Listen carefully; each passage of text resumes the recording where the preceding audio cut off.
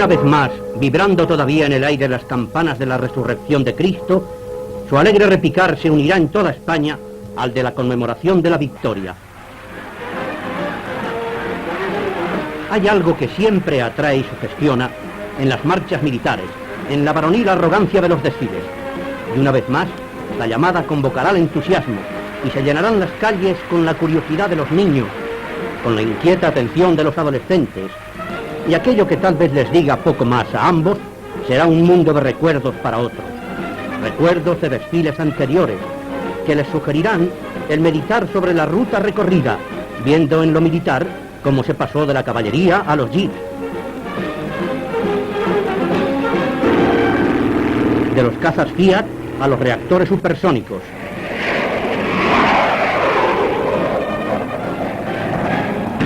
de los tanques rusos capturados en la lucha al material pesado actual.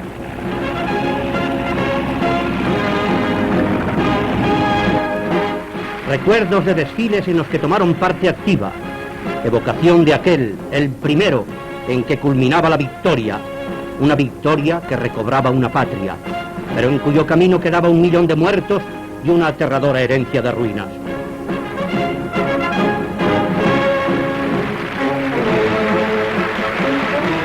Y hoy son ya los hijos de aquellos hombres los que ante nosotros cruzan. Han pasado 22 años. Su pisar es recio, que de raza les viene. Nada detiene ni impide su marcha.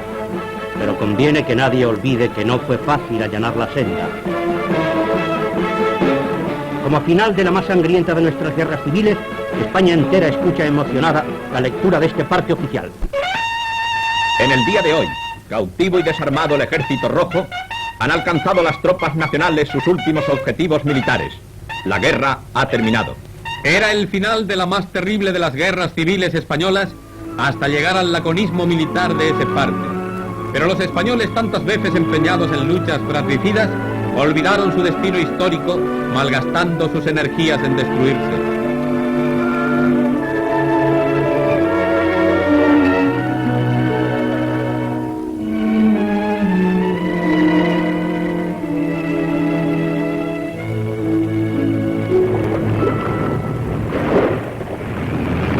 Un siglo de liberalismo en España nos da una tremenda estadística de constituciones, gobiernos, algaradas, incendios de iglesias, pronunciamientos, guerras civiles, destronamientos y asesinatos que no se detienen ante los jefes de gobierno.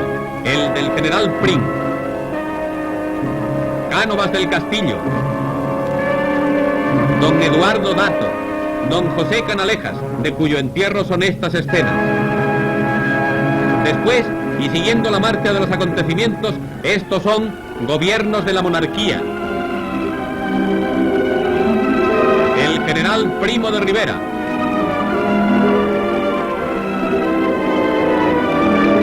Proclamación de la República en el año 1931.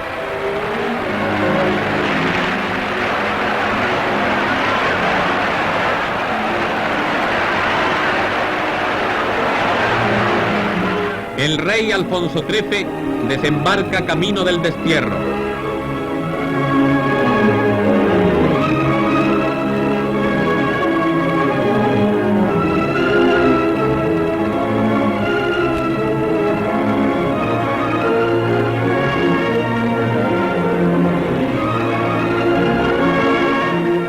Pronto surgieron los primeros disturbios.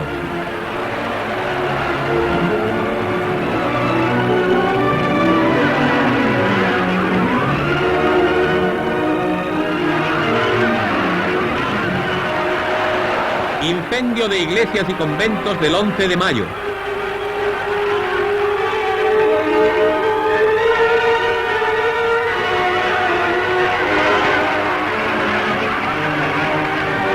En 1934 estalla la revolución en Asturias y el general López Ochoa domina la revuelta comunista. Tropas entrando en Oviedo.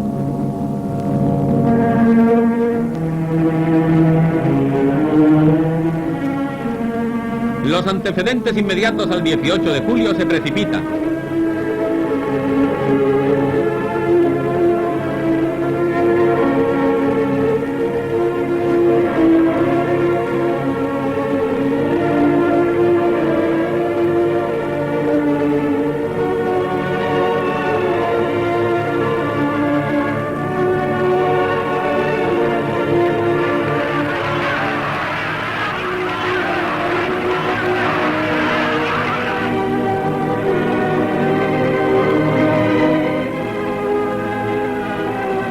presidente del Partido Republicano de Acción Popular da este testimonio en el que fue su último discurso ante la Comisión Permanente del Parlamento. Mirad lo que pasa por campos y ciudades. Desde el 16 de junio al 13 de julio se han cometido en España los siguientes actos de violencia, habiendo de tener en cuenta los señores diputados que esta estadística no se refiere nada más que a hechos plenamente comprobados. Incendios de iglesias 10, atropellos y expulsiones de párrocos 9, robos y confiscaciones 11, derribos de cruces 5, muertos 61, heridos de diferente gravedad 224, atracos consumados 17, asaltos e invasiones en fincas 32, incautaciones y robos 16, centros asaltados e incendiados 10, huelgas generales 15, huelgas parciales 129, bombas 74, petardos 58. Esto solamente en 27 días. Desengañaos. Un país puede vivir en monarquía o en república, en sistema parlamentario o presidencialista, en sovietismo o en fascismo. Como únicamente no puede vivir es en anarquía. Y España hoy, por desgracia, vive en anarquía. El asesinato de Calvo Sotelo, jefe de una de las minorías de la oposición parlamentaria, crimen que implicaba gravísimas responsabilidades en un gobierno declarado beligerante, desencadena la catástrofe, la explosión de la guerra civil más tremenda de nuestra vida. Nuestra patria había ido deslizándose por una trágica pendiente hasta poner en entredicho su propio ser o no ser como nación civilizada. Las maniobras de Llano Amarillo dieron la ocasión. El ejército de África, lleno de espíritu, con magnífica oficialidad, da el grito y augura en principio el éxito de la empresa.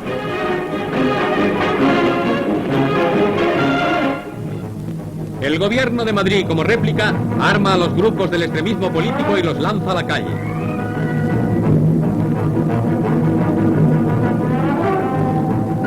Aspecto de Barcelona tomado por los servicios anarquistas de propaganda, que como documento real de los primeros días del movimiento en aquella ciudad, tiene un valor inapreciable.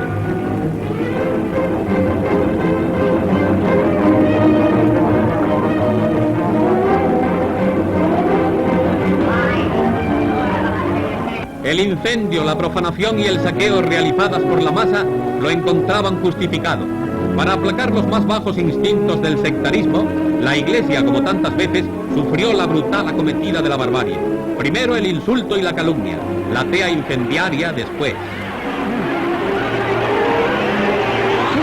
Y ni ante lo sagrado de una sepultura se detendrán, aventando sus huesos resecos y sus cadáveres momificados.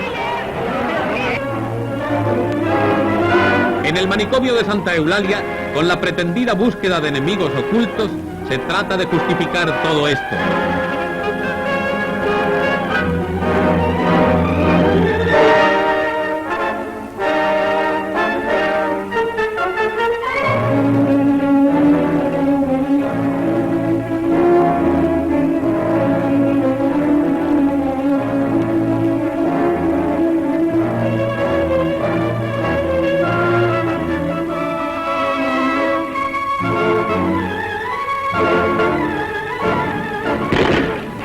Asalto al cuartel de la Montaña en Madrid.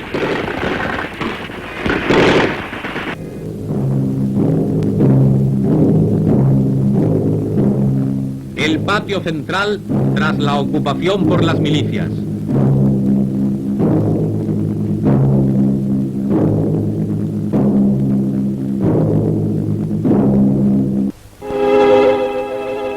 Toma de Alcalá de Henares.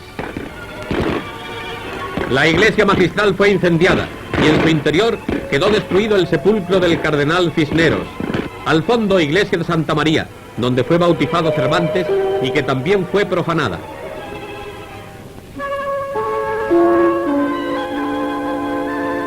Escenas de la ocupación de Guadalajara por los marxistas procedentes de Madrid.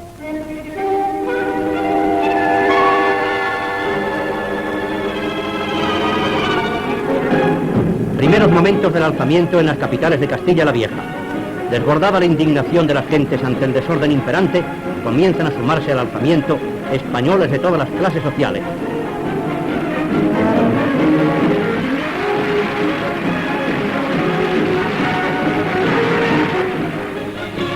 Pamplona se alzó en armas a las órdenes del general Mola.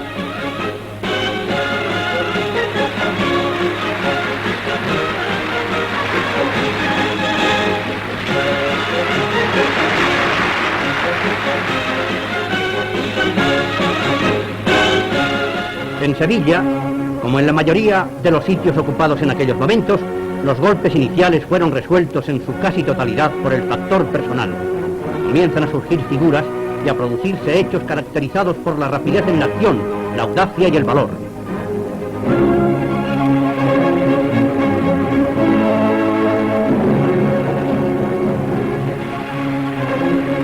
Aún hoy es increíble cómo logró adueñarse de la capital andaluza el general Queipo de Llano.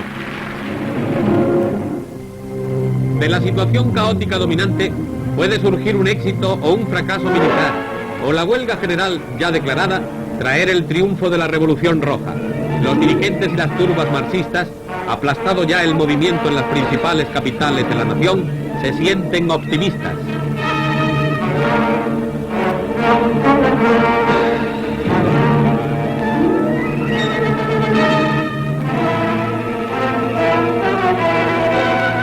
Su prensa canta victorias. Recontados sus medios y posibilidades, aquello durará poco. Ni unos ni otros sospecharon el alcance y magnitud de lo que empezaba. Una simple mirada en el mapa a las posiciones ocupadas por ambos contendientes en julio del 36 muestra una situación nada optimista para los tan solo vencedores en sectores casi exclusivamente agrícolas.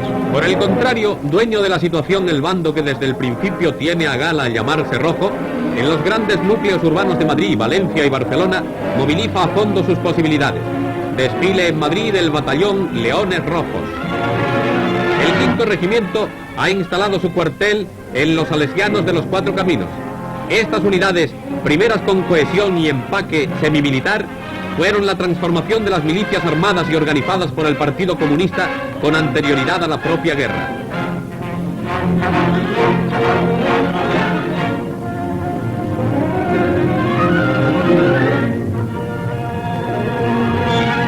Salida de las columnas marxistas desde Madrid a los pasos del Guadarrama.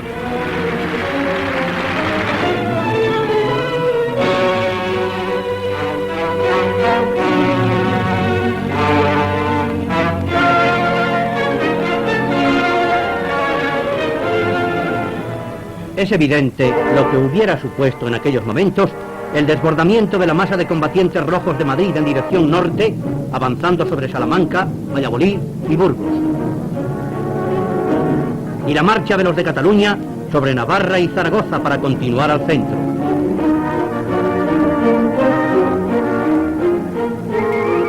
Lo impidieron el heroísmo del Alto del León y Somosierra en un lado, Huesca, la Sierra de Alcubierre, Belchite y Teruel en el otro.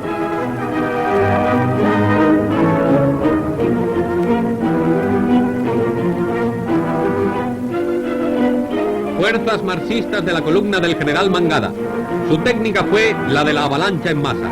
Sus ataques entonces tenían todos el marchamo típico de la confusión, la desorganización y el caos. Más que guerra, seguían un plan revolucionario y de gentes lanzadas al campo en merodeo, especie de romería sangrienta en la que no faltaba ningún detalle.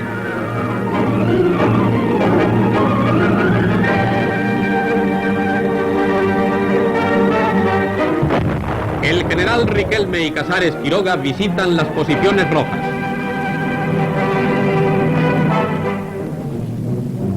Frente a ellos, el grupo esforzado de los hermanos Miralles junto a Buitrago, requetés y falangistas de Castilla, los de Onésimo Redondo, en el que pronto se llamaría ya no del León, sino de los Leones, aguantando, descolgándose y atacando en los riscos a pecho descubierto.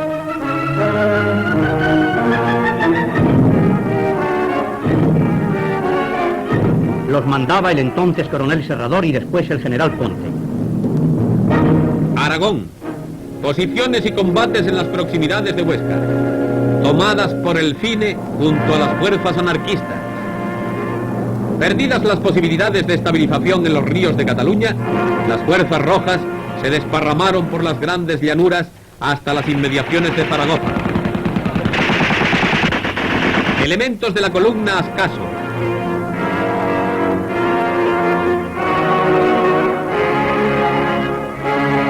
Conviene que nadie crea que este fue el ejército rojo de toda la guerra, que nadie menosprecia a combatientes si son españoles, cualquiera que sea su campo y color.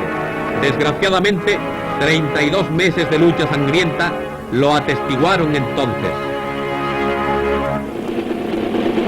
Pero Franco ha llegado a Marruecos y está ya al frente del movimiento. Si la situación en el sector norte ocupado y a las órdenes de Mola es clara y tranquilizadora, los focos del sur, Sevilla, Córdoba y Granada, se sostienen casi milagrosamente. La necesidad del paso del estrecho por el ejército de África adquiere dramática urgencia y resulta condición imprescindible para la viabilidad del alzamiento en la península. El mar del estrecho se abría como un foso difícil de superar. La tragedia de la escuadra española, el gran crimen de la marinería contra la oficialidad, con el asesinato de los cuadros de mando en el aterrador porcentaje del 98%, vino a entorpecer seriamente la tarea de los primeros días. Las tripulaciones rojas pronto se transformaron hasta en su indumentaria del marino tradicional de nuestra armada en el asesino de sus jefes y el facineroso de los barcos de prisioneros. La casi totalidad de la escuadra navega a toda máquina para bloquear la costa africana, inmovilizando allí a las mejores tropas españolas. Pero el bloqueo se venció el día de la Virgen de África, 5 de agosto, rompiéndolo un convoy nacional en maravillosa operación de transporte, la primera que tuvo marcado el sello de Franco. Genial por el riesgo y la audacia con que se planeó, pero genial también por la buena estrella con que se llevó a cabo. En un alarde de superioridad moral y de heroísmo de los marinos nacionales, había quedado roto el bloqueo del estrecho. Unos 3.000 hombres, 6 baterías y abundante material de munición se incorporaban a las campañas de la península.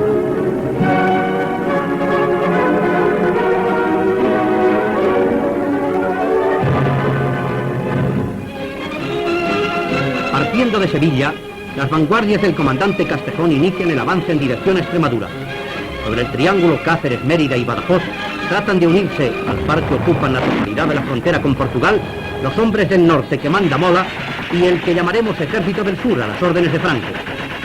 El Mando Rojo comprende la trascendencia de estos movimientos y tratando de impedirlos acumula allí grandes elementos. Mérida y Badajoz vivieron los primeros sangrientos combates importantes de la guerra. Fue necesario emplearse a fondo. Todo aquel asalto fabuloso en la puerta de la Trinidad de Badajoz por la 16 Compañía de la... También demostraron gran valor en los otros frentes las aún embrionarias brigadas navarras, ocupadas casi en las mismas fechas en la conquista de Irún y San Sebastián, alcanzando así el Cantábrico y la frontera francesa.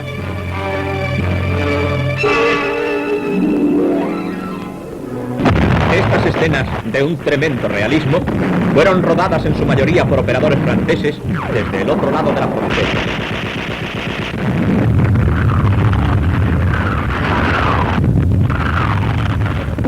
Al fondo Irún ardiendo, mientras se combate encarnizadamente a lo largo de la línea fronteriza.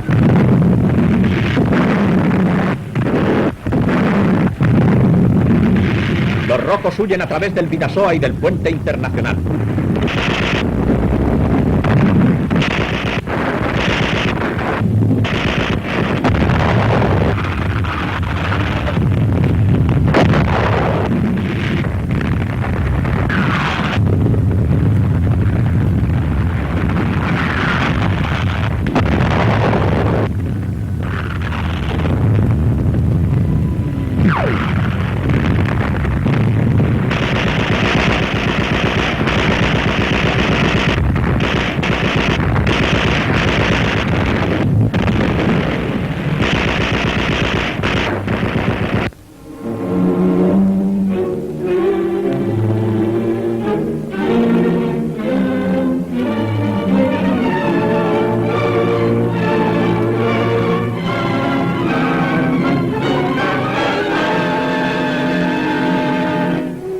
Hecha la conjunción norte-sur, la legión avanza sobre Madrid.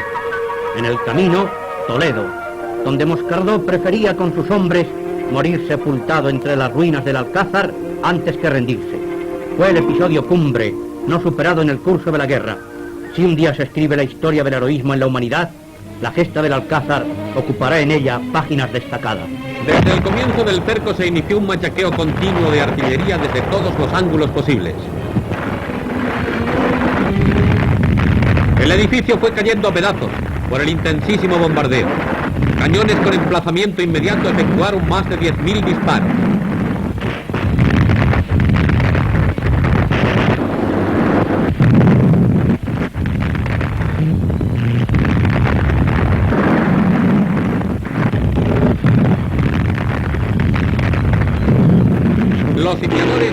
superaban los 10.000 hombres.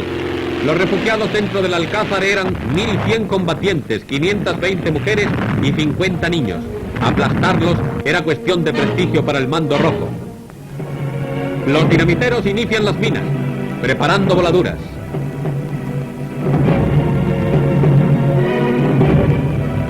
El propio Largo Caballero, jefe del gobierno entonces, asiste para presenciar la explosión de más de 5.000 kilos de trilita acumulados bajo el Alcázar y el asalto que se considera definitivo. La explosión del 18 de septiembre.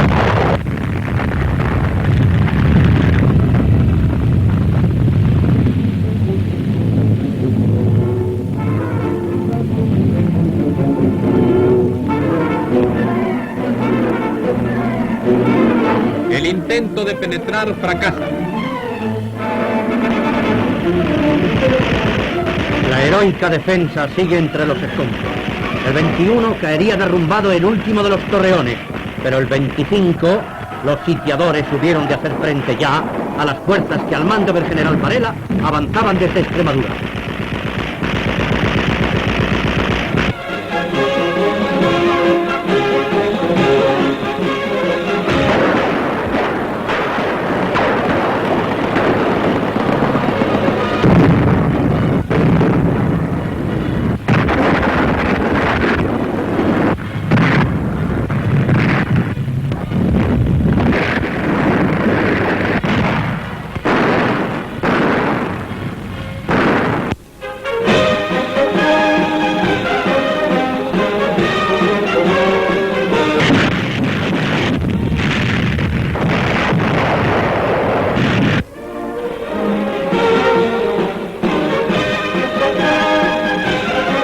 El general Varela prepara el ataque definitivo.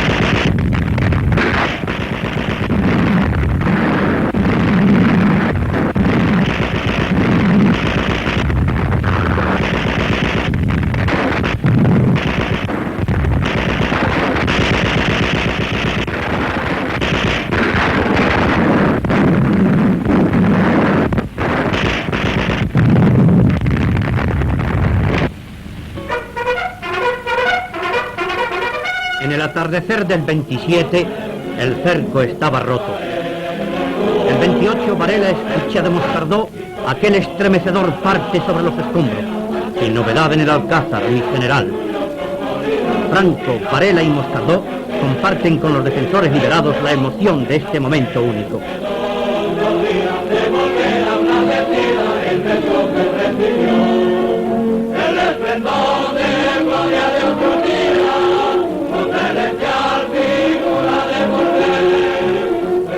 Este fue el balance.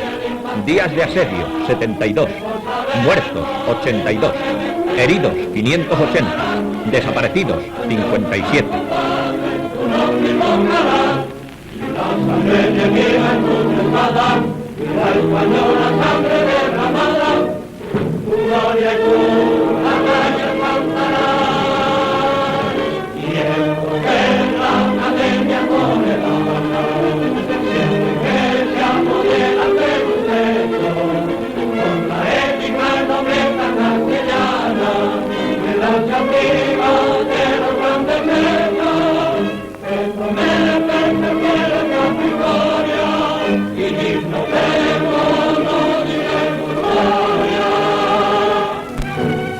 Un acto de la máxima trascendencia tiene lugar en aquellas fechas.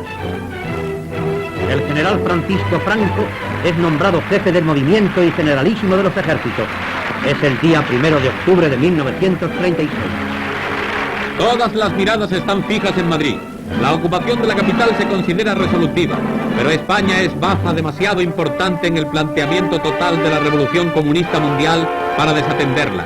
Rusia tiene ya allí su embajador en la persona de Moisés Rosenberg. Los frentes populares se emplearon a fondo en una campaña de agitación reclamando ayuda, y llegaron los hombres. Las filiales soviéticas, que son los centros comunistas de todo el mundo, enviaron a España cargamentos de las gentes más diversas. André Marty, diputado comunista francés, fue designado jefe supremo y representante de la organización soviética. En las brigadas internacionales se encuadraron desde idealistas puros a criminales escapados de la justicia, y mezclados con ellos logreros y vividores que buscaban ganancias en el río revuelto de una guerra. Acuartelamiento y formación de algunas de las primeras fuerzas de este tipo.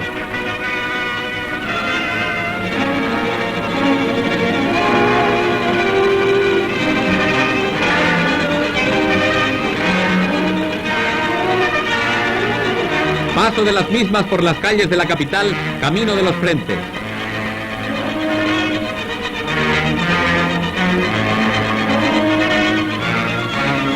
La llegada de todo género de ayuda se multiplica.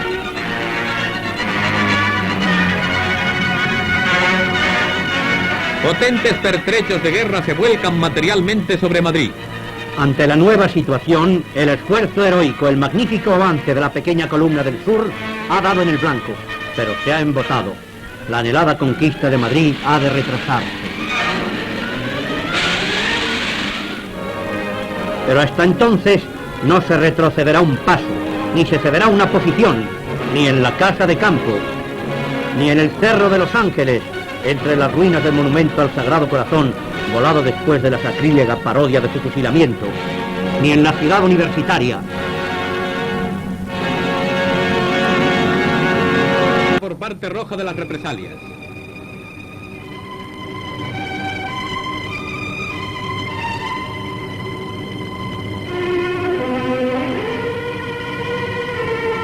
Matanzas espantosas de los presos entre los acusados de desafectos.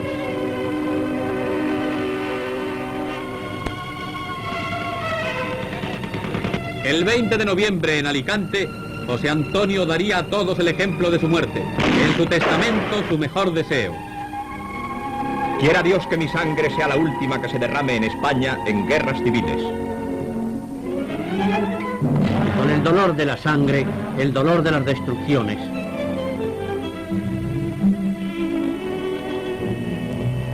Así quedó Oviedo después del cerco.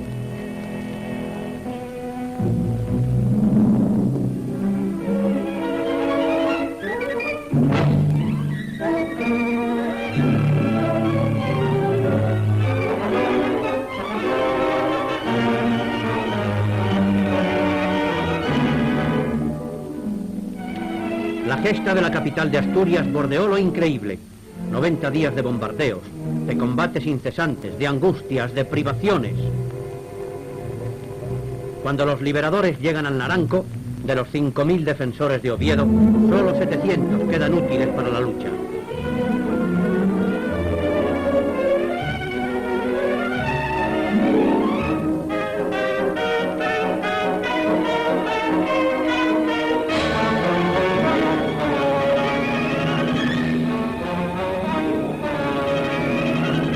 Sobrecogen las ruinas, sobrecoge el ciego furor que dio pie a ellas, y duele en el alma la rabia entre hermanos que arrasa sus propios pueblos y ciega sus propias fuentes de riqueza.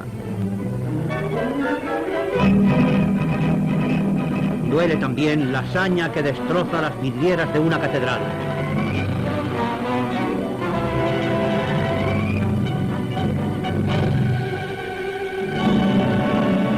Málaga. A finales de 1936, el mando nacional toma el acuerdo de ocupar esta ciudad. Semicercada por el Ejército del Sur, con posiciones situadas en Ronda y Antequera, las operaciones comienzan en los primeros días de enero del 37.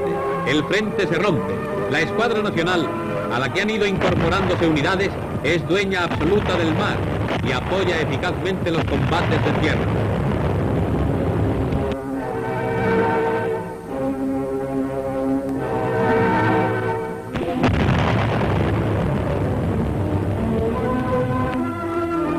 Marco de Llano sigue desde el crucero Canarias el avance de las tropas por la costa. Puesto de mando del general Borbón. Las fuerzas esperan la orden de avance. En el puerto, antes de la ocupación, un audaz golpe de mano permite liberar a los detenidos en el barco prisión Marqués de Chávarri. Momentos de gran emoción se suceden entre los presos y sus familiares. El 8 de febrero, y tras una ofensiva que apenas ha durado un mes, se ha conquistado Málaga, una Málaga triste y ennegrecida por los incendios. Es la primera ciudad importante que se libera en el sur, y el triunfo, acogido con gran júbilo, tiene enorme resonancia.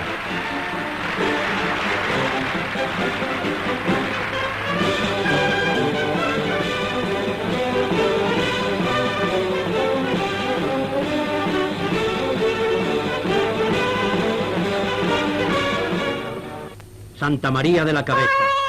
Entre sus piedras machacadas, en el silencio de la sierra junto a Andújar, montará guardia eterna el capitán Cortés y sus hombres. 9 meses duró la epopeya de valor sin límites, de sobrehumana resistencia, hasta aquel último parte. Imposible resistir más. ¡Viva España! Y aún así, solo cuando aquel insigne jefe cayó herido gravemente, se hizo la entrega.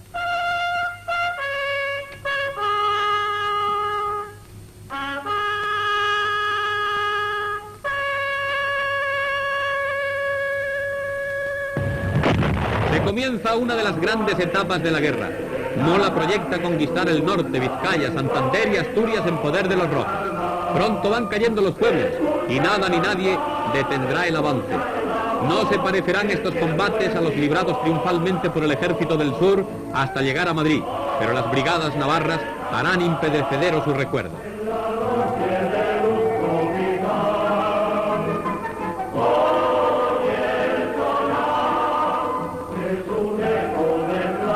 La ofensiva se planteó en 3 etapas: el asalto a los montes que rodean Bilbao, la rotura del llamado Cinturón de Hierro y la ocupación de la ciudad. Todas se cumplieron de un modo inexorable.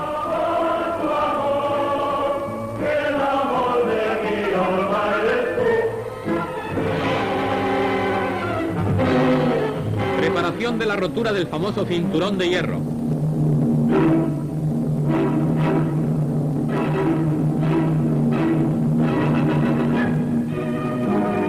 Entra en acción la artillería de todos los calibres.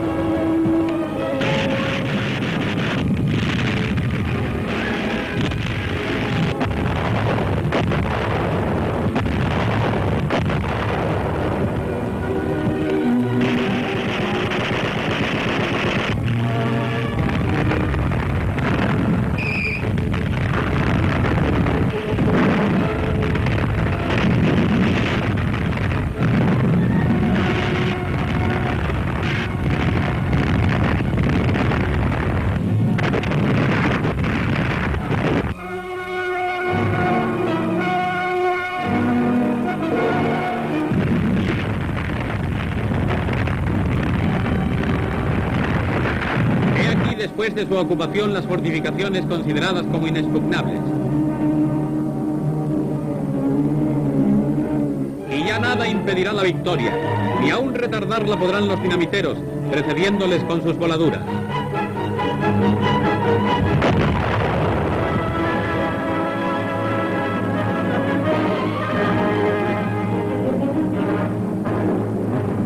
Solo la enturbiará una noticia triste. El alzamiento ha perdido a una de sus primeras figuras. Mola ha muerto en accidente de aviación. Asaltado los reductos montañosos en los primeros días de junio de 1937 y roto el cinturón, el día 19 es ocupado Bilbao.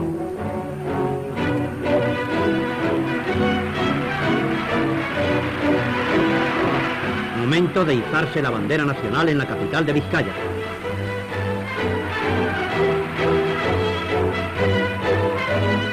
Todos los puentes están volados y van siendo sustituidos por otros improvisados sobre lanchones.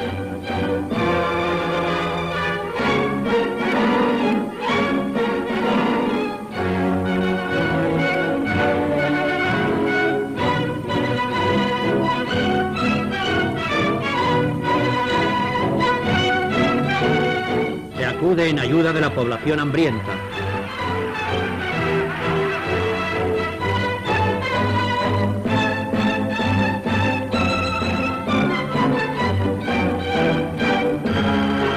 Conquistado Bilbao, las columnas continúan su marcha.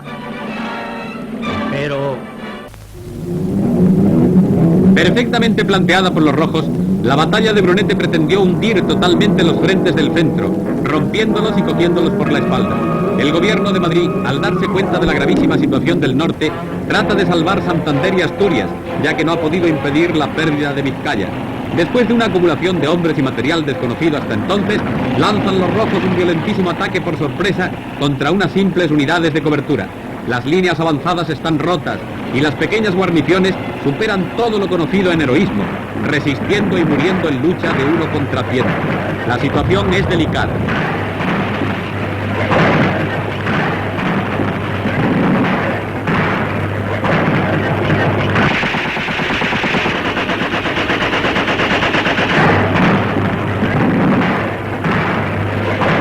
La aviación roja fue dueña de actuar a placer durante toda la primera fase del combate. Se lucha sin descanso, hasta el 25 de julio, en que se decide la batalla con la dispersión del ejército rojo atacante. Habían asaltado las líneas nacionales 58.000 hombres, 128 carros, 20 baterías y 150 aviones.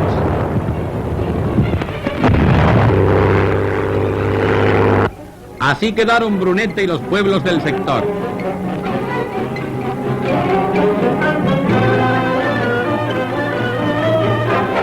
La aviación nacional acepta el reto y se dispone a acudir rápidamente.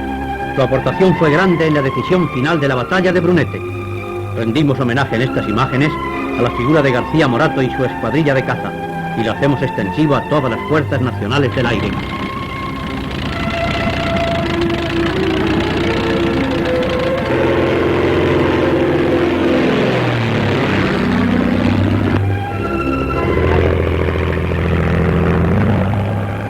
No se hundió el frente de Madrid. Ahí están, en la Universitaria, los soldados de Franco, clavados en ese costado de la gran urbe.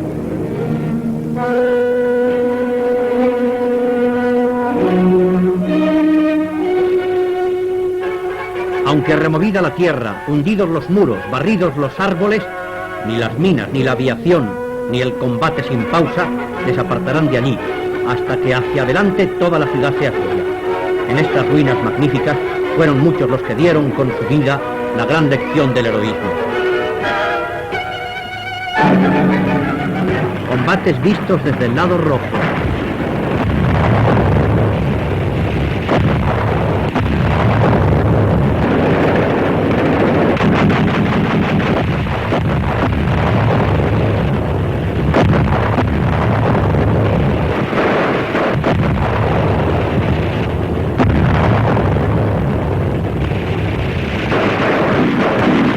Posiciones nacionales junto al Hospital Clínico.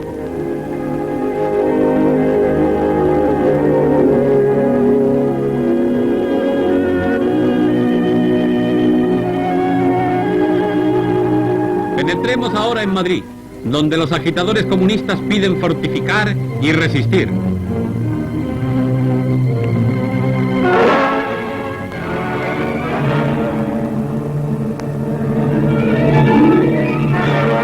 ¿Quién reconoce la fuente de las Cibeles?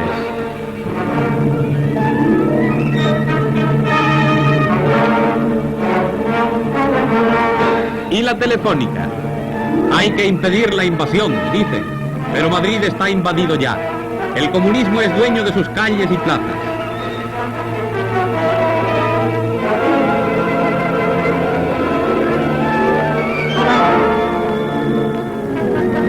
Terminada victoriosamente la batalla de Brunete, Franco ordena la inmediata reanudación de la campaña del norte. Se trata de ocupar Santander. En el camino, como siempre, las destrucciones.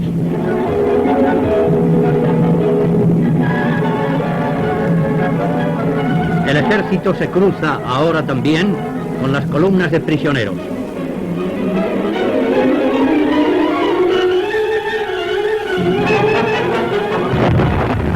Entrada en Santander.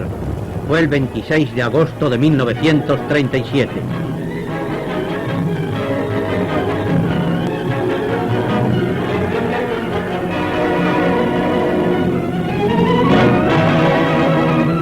conquista total del norte es inmediata. Pero una vez más, el mando rojo trata de impedir lo irremediable y plantea una nueva operación diversiva con el ánimo de salvar Asturias. El frente elegido es el de Aragón. Con 80.000 hombres, 200 aviones, más de 100 carros y 40 baterías, se inicia la batalla.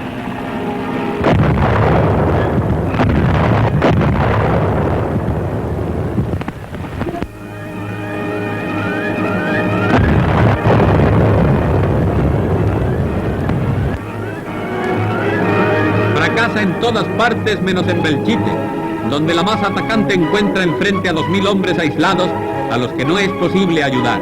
El 6 de septiembre sucumben los defensores después de asombrar a España con su heroísmo. Ocupación de Belchite por los rojos.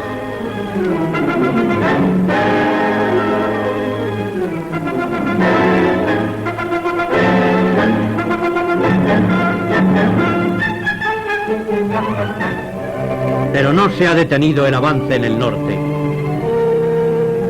Su impulso arrollador no ha podido ser frenado siquiera por las crestas de los picos de Europa, a pesar de las formidables defensas y alambradas.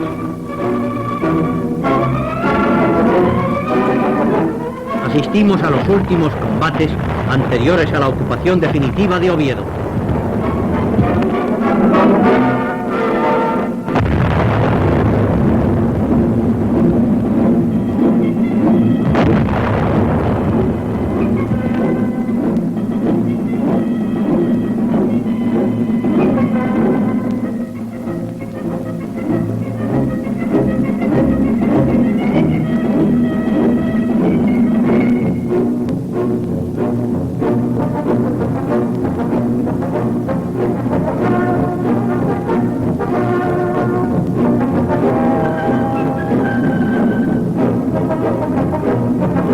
El general Aranda en las calles de la población. Y continúa la marcha.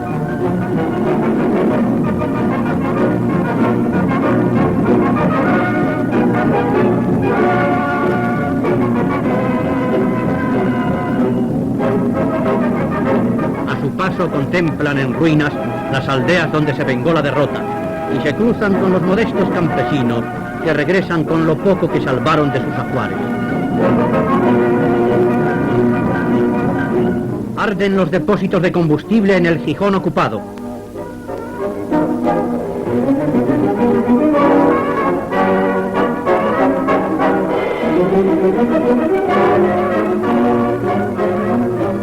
Y sobre la silueta de Covadonga queda cerrada la total liberación del norte. Terminadas victoriosamente las operaciones, la gran masa nacional de maniobra va a lanzarse sobre Madrid, cuando de pronto 100.000 hombres del Ejército Rojo atacan Teruel, que queda aislado. Afectada la lucha, tras enconadísimos combates, los nacionales rompen el cerco y están a punto de liberar a los sitiados. Entonces cae sobre aquel sector una verdadera tempestad de nieve, con temperaturas de 20 grados bajo cero, y las operaciones se paralizan. Alcanzado el límite humano de sus posibilidades, Teruel se rinde a los rojos. Escenas de la ocupación y aspectos del interior.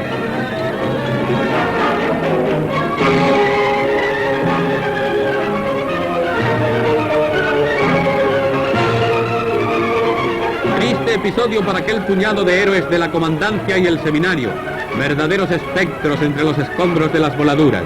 Necesitados de éxitos, jalean los rojos su victoria al máximo. Teruel es su gran triunfo y solo tardarán días en perderlo.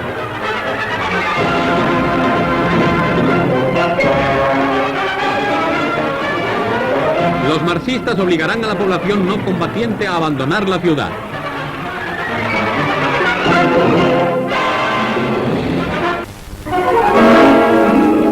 Previa a la reconquista de Teruel se dio la batalla de la Alfambra, donde la caballería del general Monasterio consiguió su mejor victoria y los rojos tuvieron uno de sus mayores descalabros. Lanzado el ejército hacia Levante, alcanza el Mediterráneo en Vinaroz. Este es el balance en los 3 aniversarios del 18 de julio.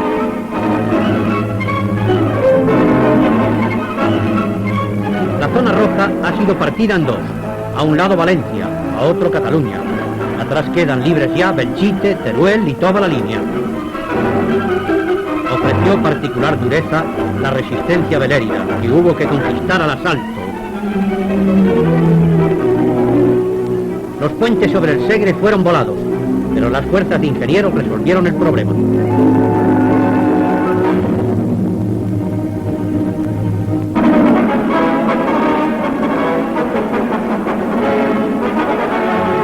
La población fue ocupada el 3 de abril.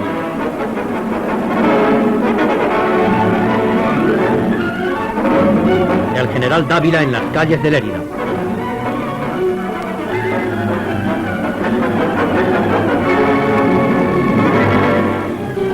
Reanudada la actividad del Levante, se conquista Castellón de la Plana.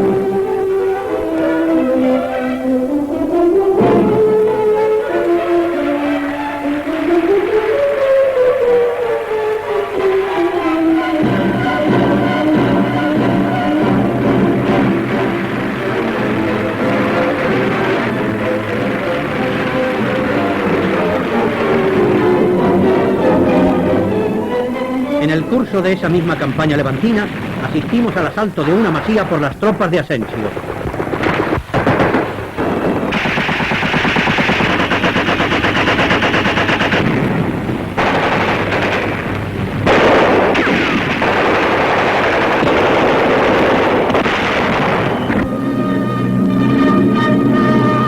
El general Asensio interroga a unos prisioneros.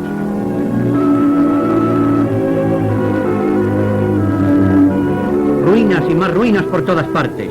No son los combates, es la saña de la dinamita calcinando lo que se abandona. Así quedaron Nules, Riana,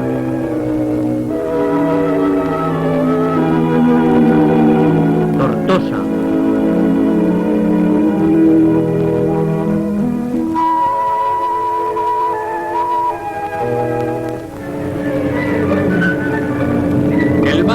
conoce lo que se prepara en tierras valencianas y decide jugarse sus últimas posibilidades, iniciando una batalla que quedará unida para siempre al nombre del río Ebro. Una masa de ataque organizada en 10 divisiones perfectamente dotadas de todos los medios bélicos logra infiltrarse, cruza el río entre el sector de Amposta y Gandesa y aplasta los puestos nacionales en esta última población.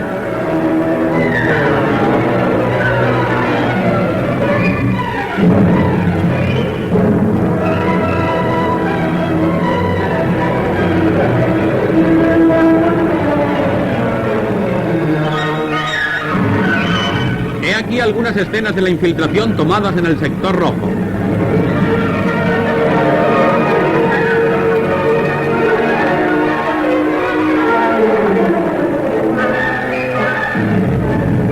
Esta será sin duda la batalla decisiva de la guerra. Ambos contendientes lanzarán aquí a la lucha la totalidad de sus mejores elementos.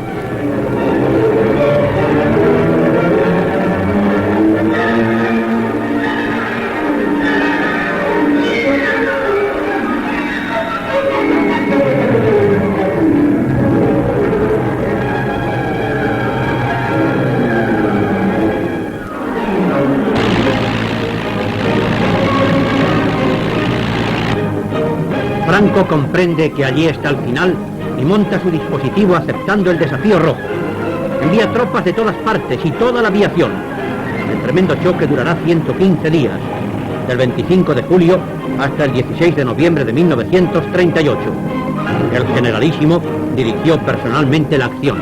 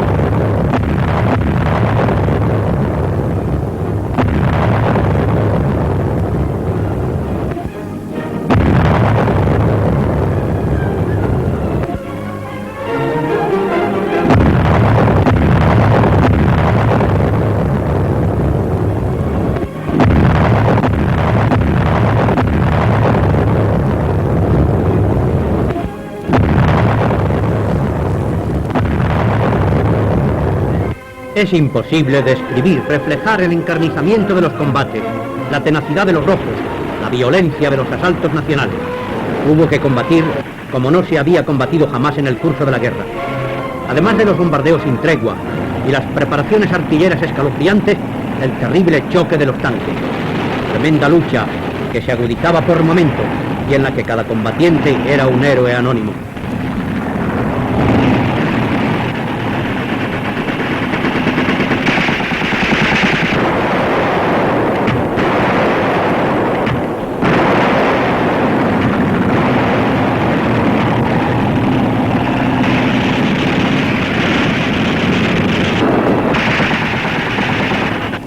Posiciones clave fueron las sierras de Cavalls y Pandols.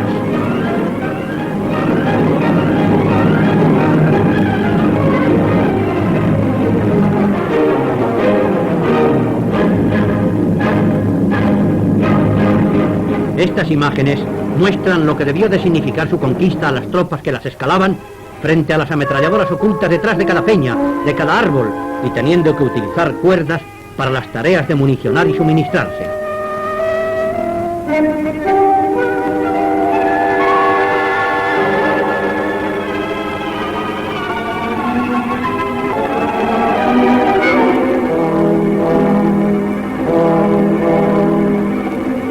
Puesto de mando del general García Baliño.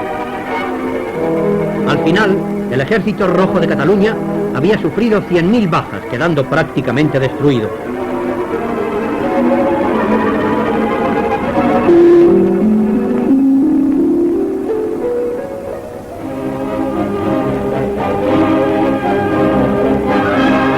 Cantidades enormes de material abandonado.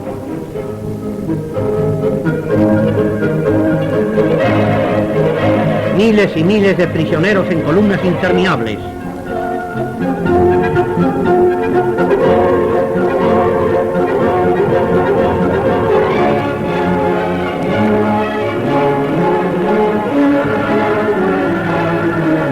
Vamos hacia el final.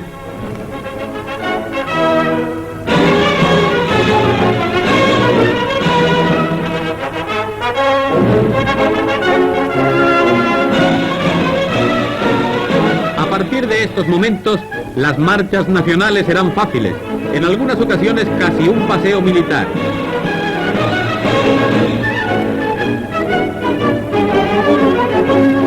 Nos internamos en Cataluña, García Escámez y Esteban Infantes en las primeras líneas. Todo lo que sea prolongar la resistencia será inútil.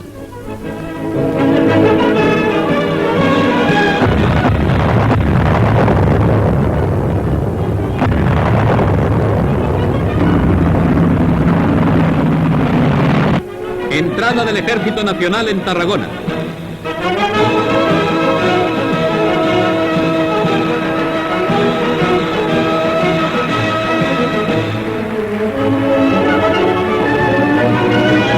El general Bautista Sánchez va a izar la bandera en el ayuntamiento.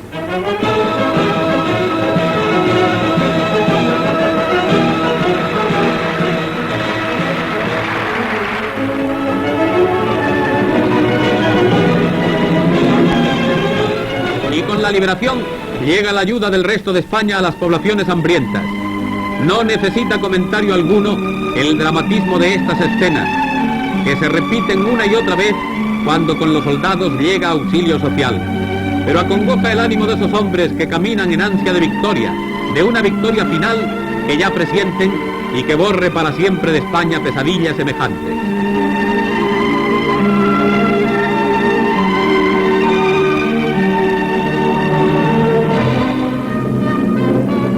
El general Solchaga en el frente de Cataluña, donde van siendo barridos los últimos núcleos de resistencia.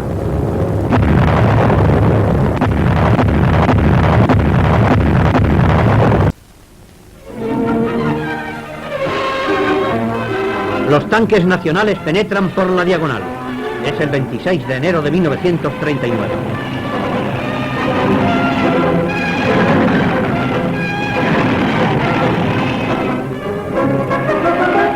En medio de las aclamaciones de la multitud, hacen su entrada las columnas victoriosas. el general Yagüe y el coronel Barrón en las calles.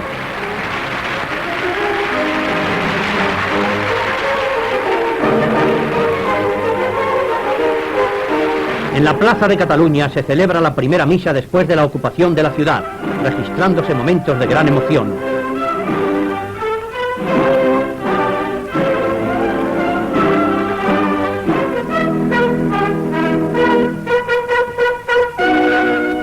Y continúa el avance triunfal hacia la frontera, pero aún habrán de cruzar los soldados Gerona abandonada y ardiendo.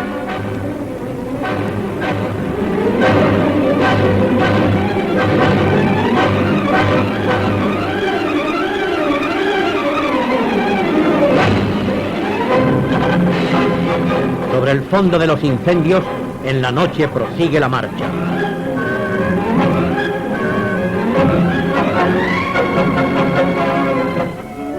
Fue esa misma rapidez de las tropas al ocupar el castillo de Figueras la que proporcionó la sorpresa.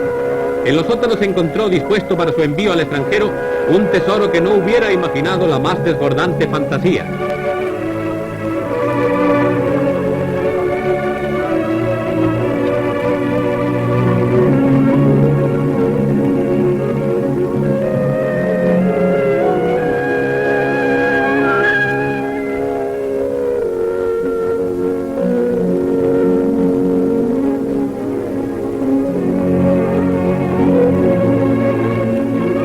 En sacos y cajones se amontonaba, fruto del expolio, parte del tesoro nacional y joyas, alhajas y cuadros procedentes de iglesias, casas particulares y cajas de los bancos.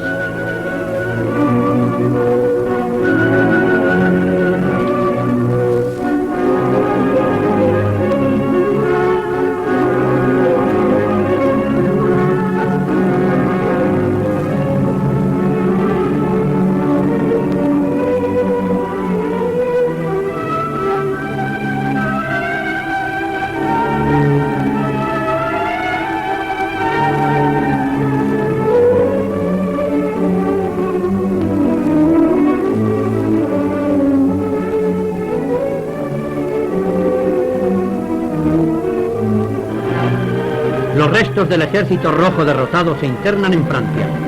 Columnas de hombres y el material de sus unidades llegan a la frontera donde serán desarmados.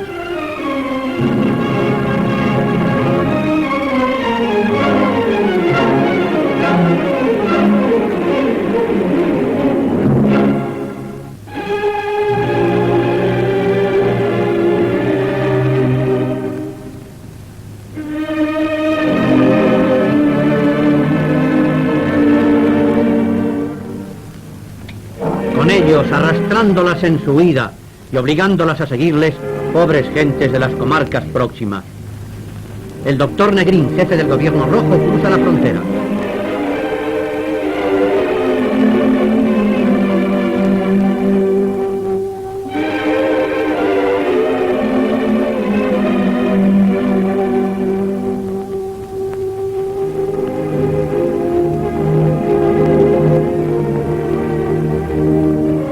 De la primera patrulla nacional, 10 de febrero de 1939. Ceremonias protocolarias con las autoridades fronterizas.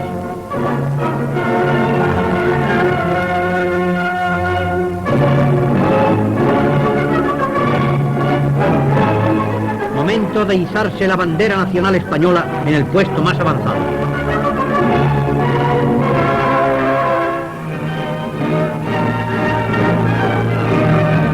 28 de marzo. Desde el amanecer hay un movimiento inusitado en las posiciones inmediatas a la capital. Las fuerzas tienen orden de prepararse. Algo hay en el ambiente hace mucho tiempo esperado: la liberación de Madrid. No hay combates ni asalto. Cae por su peso. La guerra toca a su fin. Dueños de la ciudad en el interior, los hombres 32 meses acorralados y perseguidos, y unida a ellos toda la población con gritos de júbilo, salen al encuentro de los vencedores.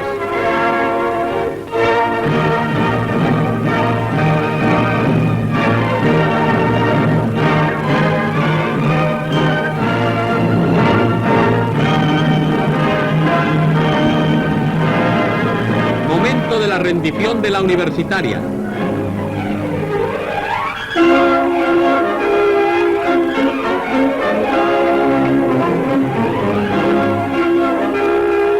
Diversos aspectos de las calles y plazas.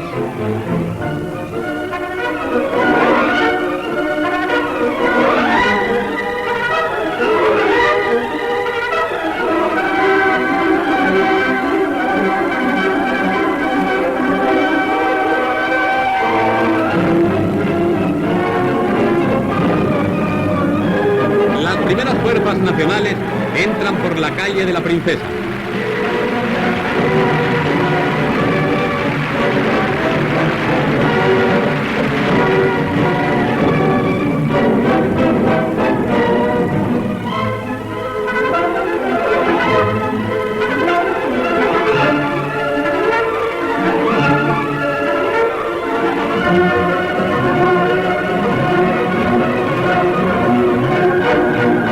Otra columna se cruza con la de los jefes y oficiales prisioneros.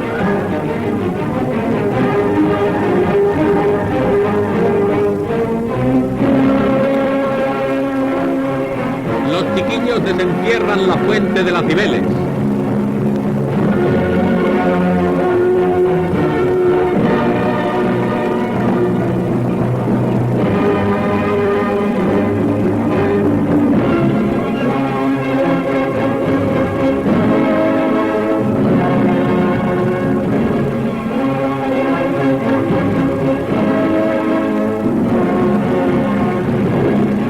Lágrimas emocionadas ponen en muchos contrapunto a la alegría desbordada.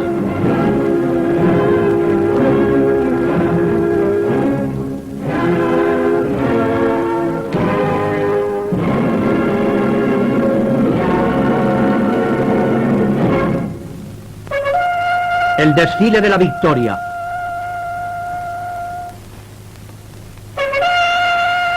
El general Varela impone al caudillo la Gran Cruz Laureada de San Fernando.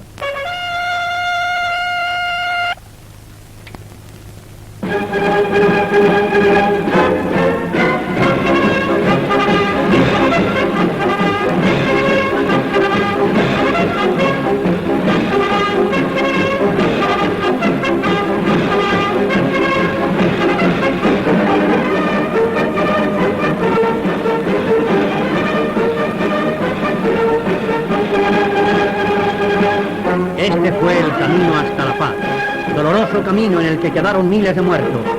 Esta fue la victoria, victoria total y para todos. Nadie quedó al margen, excluido o desamparado.